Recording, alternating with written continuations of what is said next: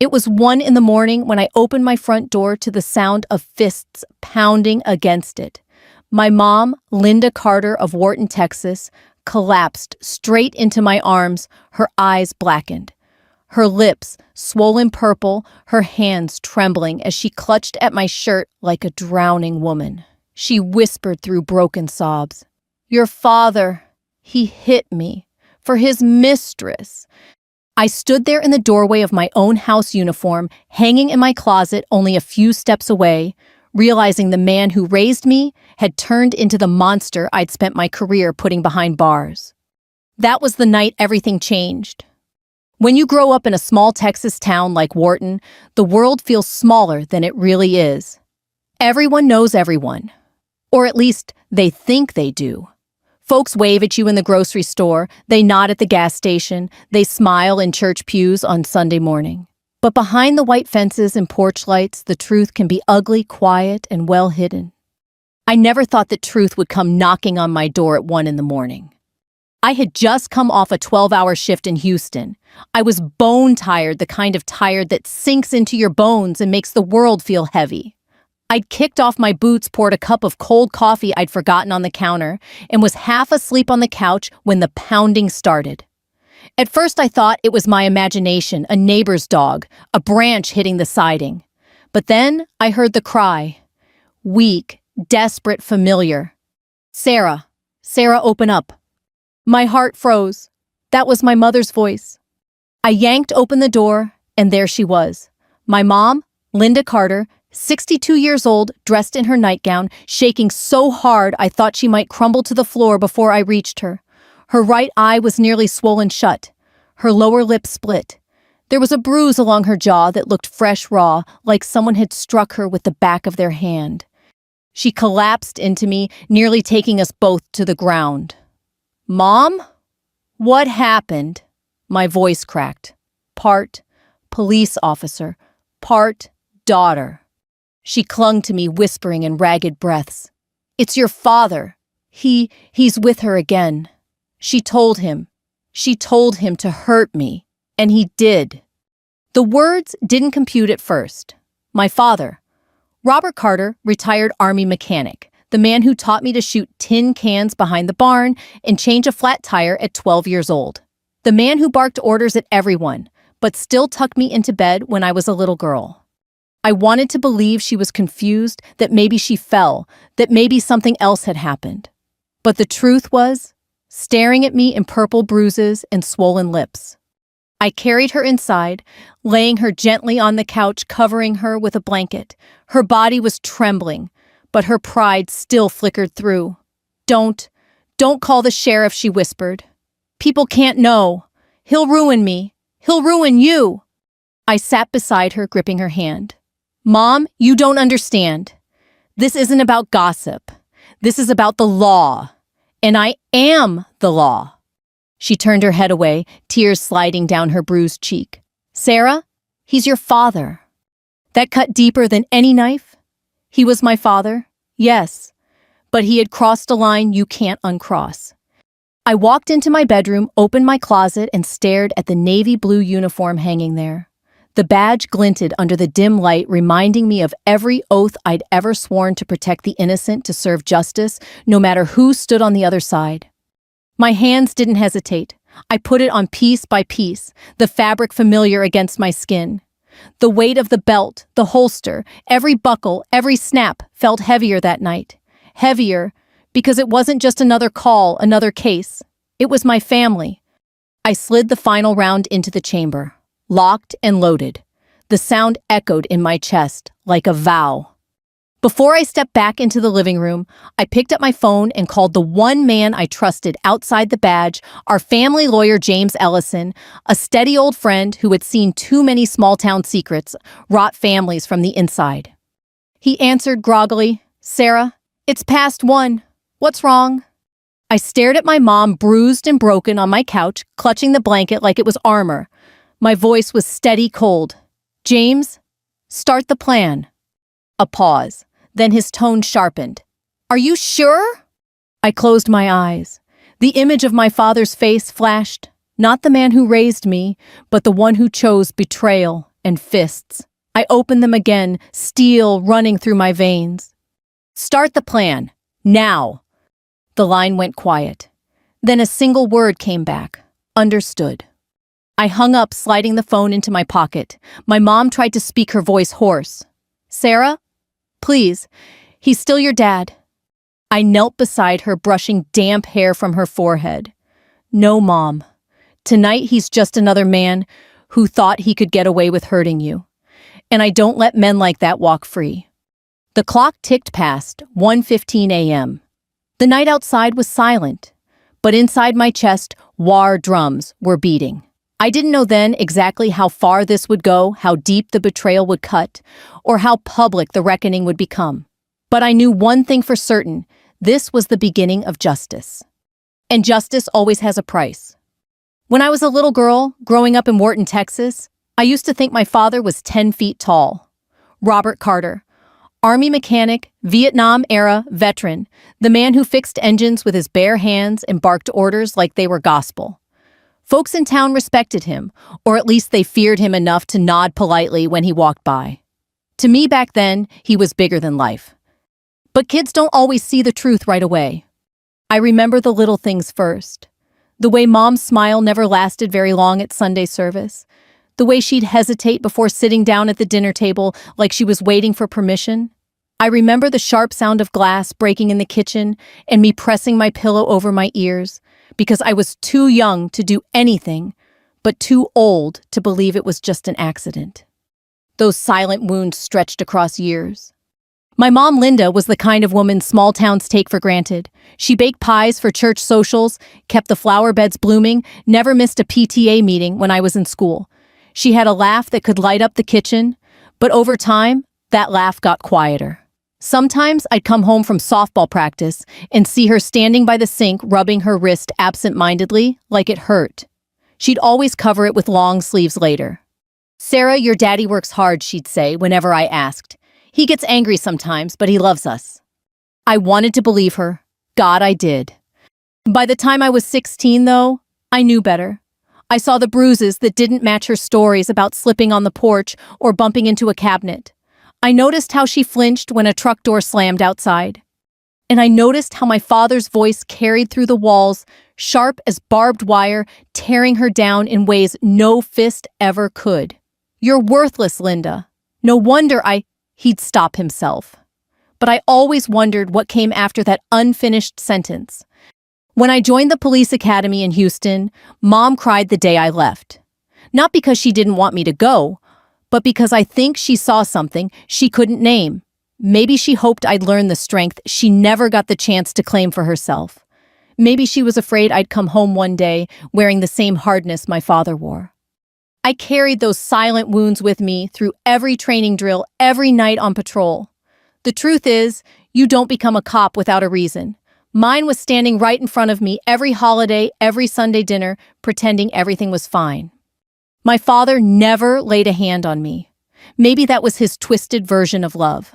But watching him lay his hands on my mother in ways no daughter should ever witness that shaped me more than any academy ever could. That's why the night Mom collapsed at my door, I didn't hesitate.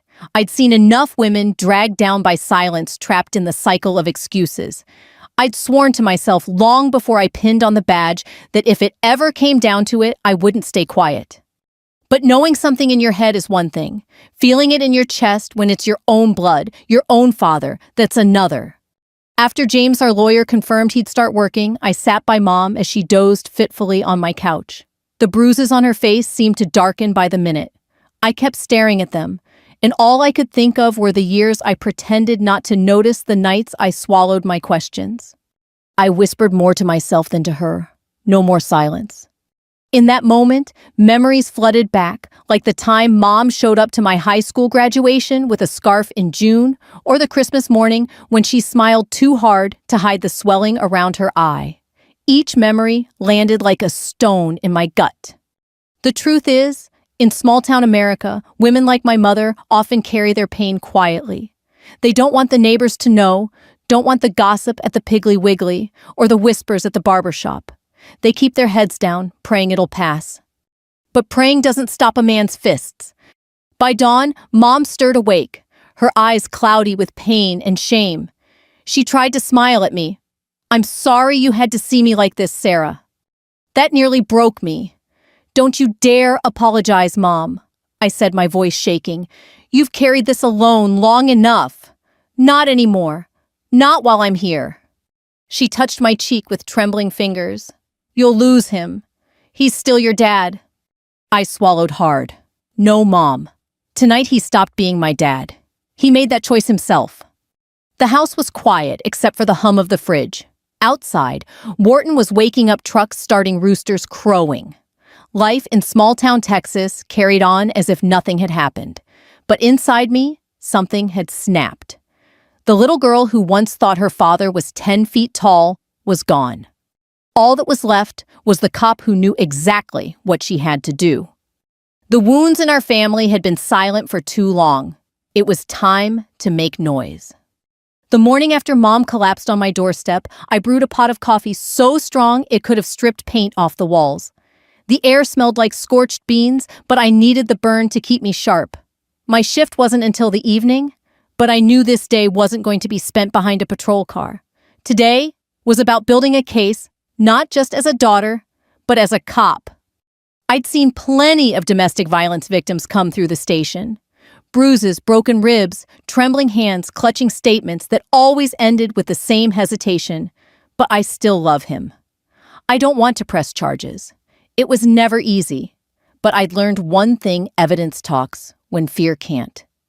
So I started with the obvious. I documented everything.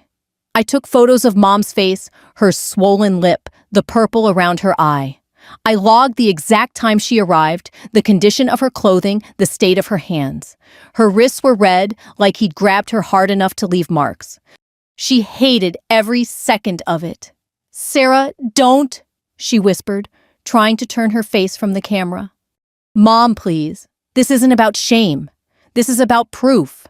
If he tries to deny it, and you know he will, this will speak louder than he ever could." Her eyes filled with tears, but she nodded. Next, I went digging through what I could access without crossing legal lines. My father wasn't the kind of man to leave obvious trails, but men who cheat always get sloppy somewhere. And when you've worn a badge long enough, you know where to look. First stop, bank records. I had no illusions about him sharing his financial life with Mom anymore. She hadn't touched their joint account in years. But I had enough connections to know he kept a credit card under his own name. A few calls later, I had copies of his last 3 statements. There it was. Dinners in Houston, expensive ones. Jewelry store receipts that never made it home. Hotel charges under business trips. The pattern was so predictable, it made me sick. I printed everything and slid it into a folder labeled simply Evidence. Carter. Then came the phone. Mom had managed to keep a few text messages he'd sent the night before. They weren't apologetic, they were threatening. "Don't you ever embarrass me again. You'll do as I say." And the worst one, the one that made my blood boil, "If you can't keep quiet, I'll make sure she replaces you." That was the Mistress. I didn't need to wonder who she was. Wharton isn't a big town. Rumors had been swirling for months about a woman named Denise Miller, younger, sharp-tongued, divorced twice. I'd seen her at the diner once or twice, her laugh too loud, her eyes lingering on men she shouldn't. I brushed it off back then. Now I knew. Denise wasn't just a fling. She was the wedge driving through my family, and she was the one fueling his violence. By afternoon, I drove out to a small lot on the edge of town, sat in my car, and waited. Sure enough, his old Ford pickup pulled in, and a few minutes later, Denise appeared, strutting in heels that didn't belong on Wharton gravel. She slid into the passenger seat like she'd been doing it for years. I snapped a series of photos through the windshield. Not glamorous shots, just cold, hard evidence. Him, her together. That was enough. I didn't approach them. Not yet. I wasn't ready to tip my hand. I just watched as they drove off toward Houston, laughing like 2 people without a care in the world. The steering wheel creaked under my grip. My father wasn't just betraying my mother. He was flaunting it. And when the bruises on Mom's face were still fresh, that felt like spitting in our faces. That night back at my house, James the lawyer stopped by. He wore his usual rumpled suit carrying a briefcase that looked older than me. I laid everything out on the table, the photos, the bank records, the texts. He went through it piece by piece, nodding slowly. "This is solid," he said finally. "We can file for a restraining order protective custody if necessary. And if he tries to fight it, we've got enough to bury him in court." Mom sat at the table, pale and exhausted. "James, I don't want this to become a circus." James leaned forward. "Linda, with all due respect, this already is a circus. You've been living in it for years. Sarah's giving you a way out." She glanced at me, tears welling again. I reached across the table, squeezing her hand. "Mom, I can't let him keep doing this. Not to you, not to me. It ends here." For a long time, she didn't answer. Then she whispered, "Okay." That word carried more weight than any oath I'd ever sworn. Later that night, I sat alone on the porch listening to the crickets sing in the dark. The summer air was thick, carrying the smell of cut grass and diesel from the highway. Wharton felt the same as it always had, quiet, ordinary. But inside me, everything had shifted. I thought about the cases I'd worked, the women who never got their day in court because they didn't have the courage or the support or the proof. My mom wasn't going to be one of them. I wasn't just gathering evidence anymore. I was building a reckoning. In a town like Wharton, secrets never stay secret for long. By the end of that week, everyone at the diner and the feed store had already guessed what I was confirming. In black and white, my father wasn't just stepping out on Mom. He was parading Denise Miller around like she'd already taken my mother's place. Denise had lived in Wharton all her life. Folks said she was pretty once, before the bitterness set in. By the time I started paying attention, she was the type of woman who wore too much perfume, laughed too loud, and looked at other women like they were furniture. Twice divorced, 2 kids she barely saw anymore. Men circled around her like moths to a flame, though most had the sense to keep it quiet. My father didn't. The first time I went face to face with Denise, after Mom collapsed, it wasn't in a courtroom. It was in the parking lot of Whitaker's Diner, under the buzzing neon sign that hadn't worked right since the 80s. I'd been tailing Dad's truck from a distance, watching the way he slowed down before pulling in like a teenager, sneaking out past curfew. Denise was already waiting by the door, her hair too blonde to be natural, a cigarette dangling between 2 long red nails. She spotted me before she spotted him, and I swear I saw her smirk. "Well," she said, blowing smoke into the night, "if it isn't Officer Carter herself. Or do they call you detective these days?" I kept my tone even. "Denise." She tilted her head, pretending to think. "You've got your mother's eyes. Shame she doesn't know how to use them. Poor thing always looks like a deer caught in headlights." I felt my jaw tighten. "Watch what you say about my mother." She laughed, a sound too sharp to be real. "Why you gonna arrest me? You think you can put cuffs on every woman in this town who's had enough of playing second fiddle?" She leaned closer, her perfume thick and cloying.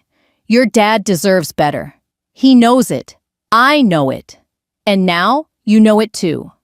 I wanted to slap the smirk clean off her face. But cops don't slap people in parking lots. Not even when those people deserve it. Instead, I leaned close enough for her to see the steel in my eyes. "Enjoy your nights while you can. Because when this comes down, you're going to wish you'd kept your nose out of my family." Her smile faltered just for a second. Then my father's truck rolled in headlights, cutting across the lot. She straightened up, flicked her cigarette, and plastered on that smirk again as she slid into his passenger seat. I stood there watching them drive off, the taste of smoke and anger thick in my throat. Back home, I poured myself a glass of water and sat at the kitchen table in silence. My badge lay on the counter, catching the light of the overhead bulb. I thought about what Denise had said, that my father deserved better. The words twisted in my gut because for years, I'd seen Mom trying to be everything he wanted. Cooking, cleaning, smiling through pain. And it was never enough.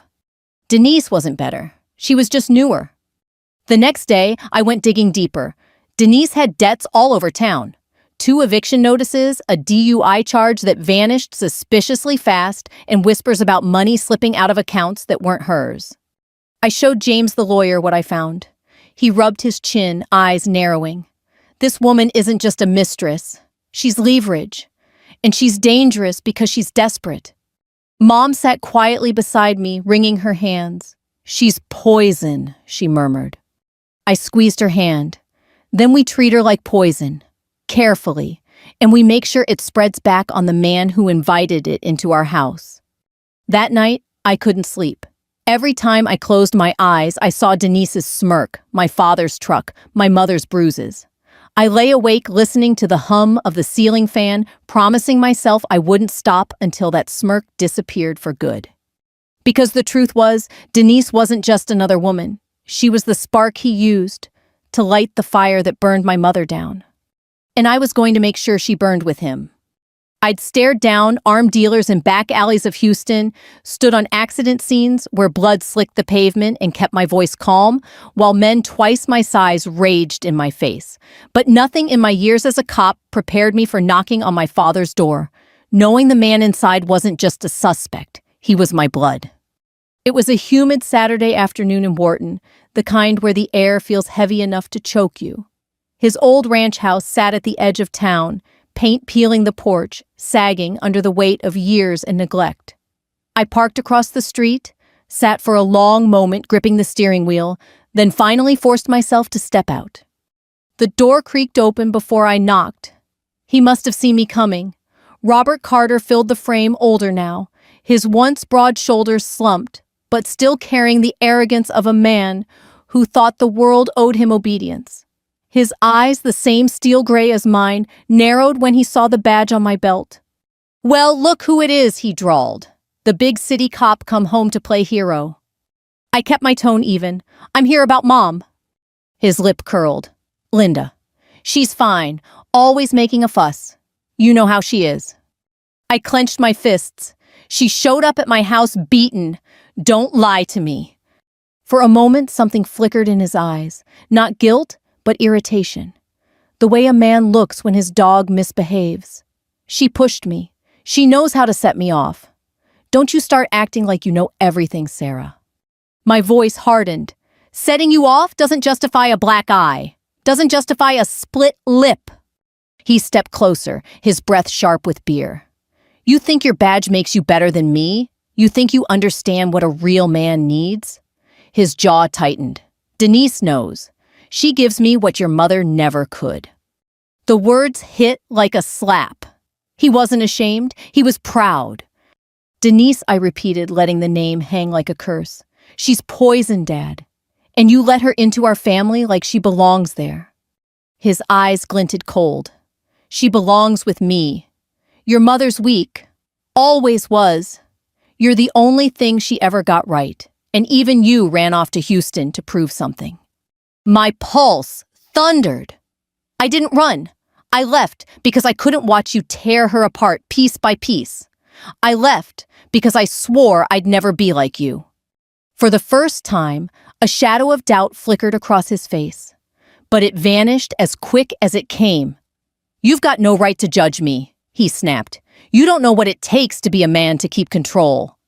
I stepped forward until we were almost nose to nose. "You're right about one thing. I don't know what it takes to be a man, but I know exactly what it takes to stop one."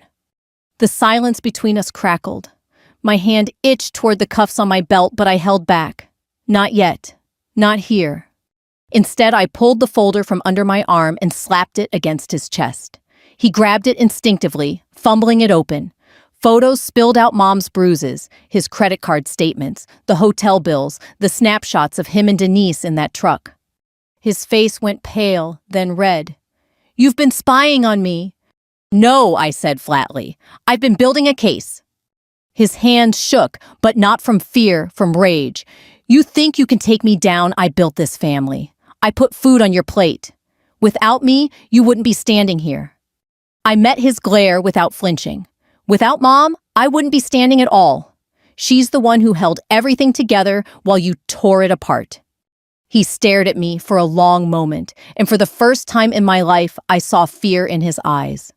Not because he thought I'd hit him, but because he realized I was serious and I had the power to end his charade. I turned to leave, my boots thudding against the warped floorboards. At the door, I paused. "This isn't me asking you to stop, Dad. This is me telling you it's over." Behind me, his voice cracked ugly and loud. "You walk out that door, Sarah, and you're no daughter of mine." I looked back just once, then consider me gone. Outside, the air felt cooler, like I'd stepped into a different world. My phone buzzed in my pocket. It was James. I answered without looking back at the house. "Time to move," I said. "Understood," came his steady reply. I slid into my car, staring at my reflection in the rearview mirror. My father was still standing in the doorway, clutching those papers, his face twisted in anger and denial. For the first time in years, I wasn't the one who looked small in front of him. And I promised myself the next time I faced him, it would be in front of a judge. The following week blurred into a cycle of paperwork, phone calls, and hushed conversations in the back room of James Ellison's law office. His office smelled of old books and lemon polish, the kind of place where secrets had been weighed and measured for 40 years. James wasn't just a lawyer. He was one of those men who'd seen every small-town scandal, every broken family, every fight over land and inheritance. But even he looked at me with a kind of tight-lipped seriousness that told me this case was bigger than the rest. "We have enough," he said one evening, tapping his finger on the folder I'd compiled.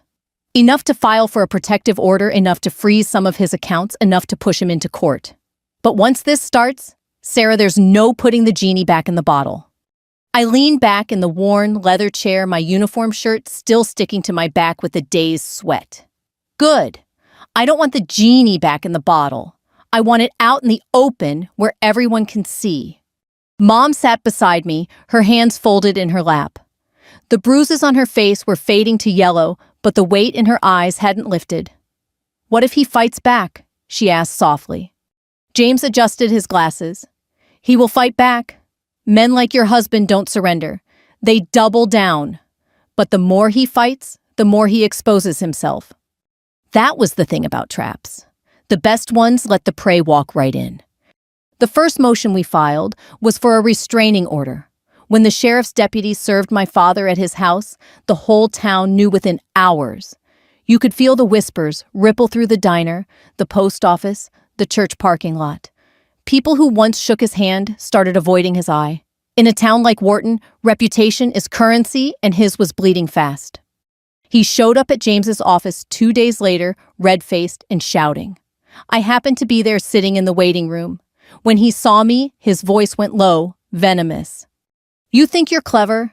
You think your badge and your fancy lawyer friends will protect you? You're my daughter. You'll always be my daughter." I stood up, meeting him eye to eye. "Not today, not anymore." James came out calm as a preacher and guided him into the office. I stayed in the hall, listening through the thin walls as my father raged, cursed, denied everything. But every denial was another nail in his coffin. James just let him talk the way lawyers do when they know the words will hang a man higher than any rope. Meanwhile, I kept digging. Denise Miller's name surfaced more and more. Turns out Dad had signed over a piece of land to her in some backroom deal. Problem was, the land wasn't his to give, it was tied up in my mother's name. Fraud. Plain and simple. When I laid the deed paperwork in front of James, his eyes lit up for the first time since this all began. "This," he said, "is the crack in the foundation. With this, we can bring the whole house down." Mom trembled when she saw it. "He gave her our land, the land your granddaddy left us."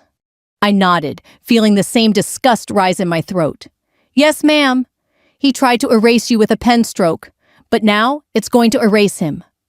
The next step was court filings. James worked late into the night, drafting motions, attaching exhibits, preparing affidavits. I signed what I needed to sign, swore under oath, and felt the trap tighten with every page. But I knew my father. He wasn't going to sit quietly while the walls closed in. And sure enough, he didn't. Within a week, he'd hired a lawyer out of Houston, slick suit, slick hair, the kind of man who smiles with no warmth behind it. Suddenly, there were countersuits, accusations against Mom, claims that she was unstable, that I was abusing my position as a cop. Wharton started buzzing with gossip again, but this time, I didn't flinch. Every smear he threw only made him look more desperate, and every time he lashed out, we had the evidence to cut him down. One night after finishing a late shift, I drove past his house. The porch light was off, the truck gone. For the first time in my life, the place looked small, hollow, like it knew its master was falling. I parked a block away and sat there in the dark thinking about all the women I'd seen in this same fight. Women who never got this far, who never had the chance to see their abuser cornered by the very system that had ignored them for years. But this was different. This was personal, and I wasn't just any daughter. I was a cop with the law at my back, and I was springing the trap myself. When I finally pulled away, the night air smelled sweeter somehow, like justice was coming and the whole town would hear it when it landed. By the time the first court date was set, Wharton was humming like a hornet's nest. Small-town Texas doesn't need television for entertainment. A scandal like this fed every back porch, every church gossip circle, every coffee pot at the diner. And my father knew it. He thrived on the drama, convinced he could twist the narrative the way he'd twisted Mom for years.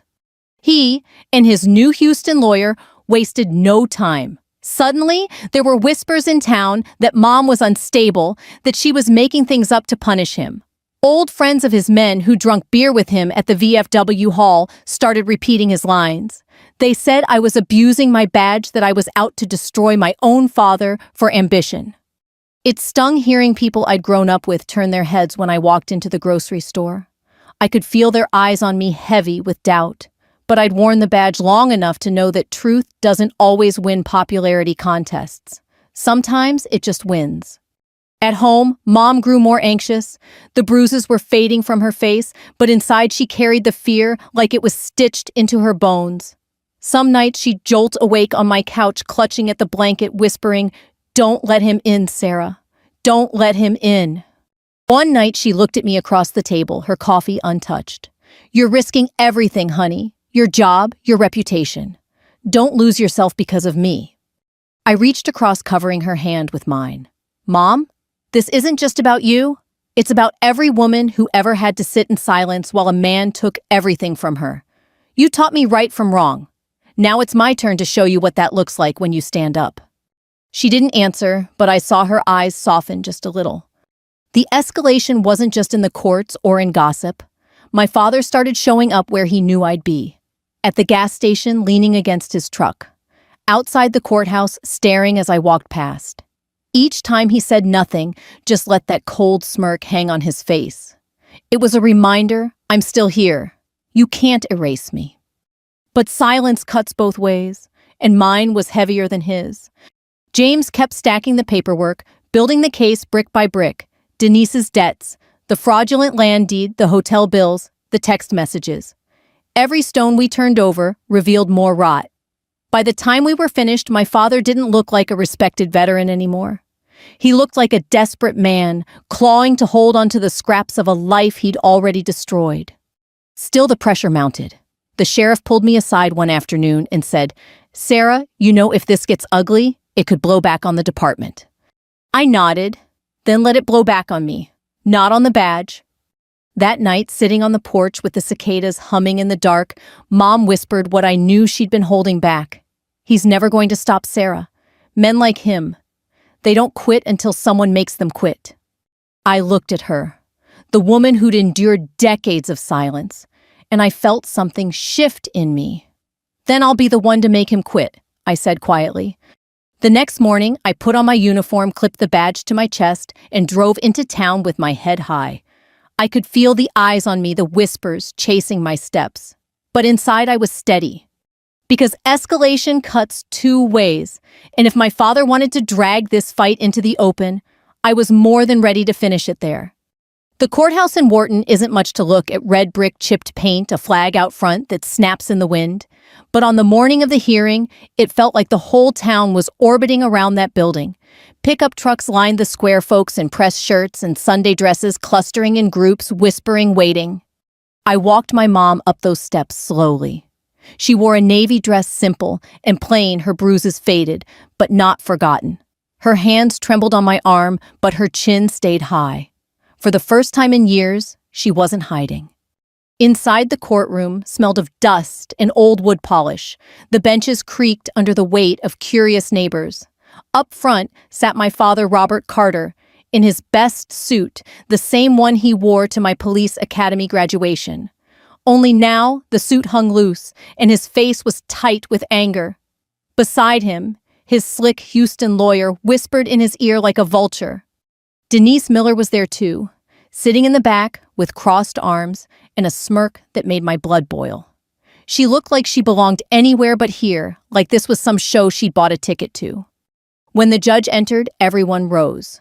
My father didn't look at me, didn't look at Mom. His eyes fixed straight ahead, as if pretending we weren't there could erase us.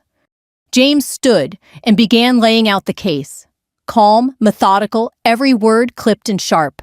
He presented the photos of Mom's injuries, the medical records, the bank statements showing dinners and jewelry that never came home. The land deed with Denise's name in bold letters. Each piece hit the courtroom like a hammer. My father's lawyer objected, twisted, tried to reframe. Mrs. Carter is exaggerating. Officer Carter is leveraging her position in law enforcement. But with every objection, James countered with paper photos, timelines. Then came the texts. On the big screen projected for everyone to see were my father's words. "If you can't keep quiet, I'll make sure she replaces you." The room went silent. Even the old ceiling fan seemed to pause. I watched the color drain from Mom's face, the weight of years settling on her shoulders. And then I watched something else, the ripple through the crowd, as people realized what he really was. Not a proud veteran, not a strong man, just a bully with a mistress and a temper. Finally, it was my turn to take the stand. I swore the oath, sat down, and looked straight at the judge. My voice was steady, but every word carried the weight of the daughter I used to be. I am Officer Sarah Carter of the Houston Police Department. But today, I'm not here as a cop. I'm here as a daughter who watched her father break my mother for years until she couldn't hide it anymore. I documented what I saw the night she came to me. I built this case with the same tools I'd use for any other victim, because that's what my mother is, a victim of the man sitting right there. I pointed at him.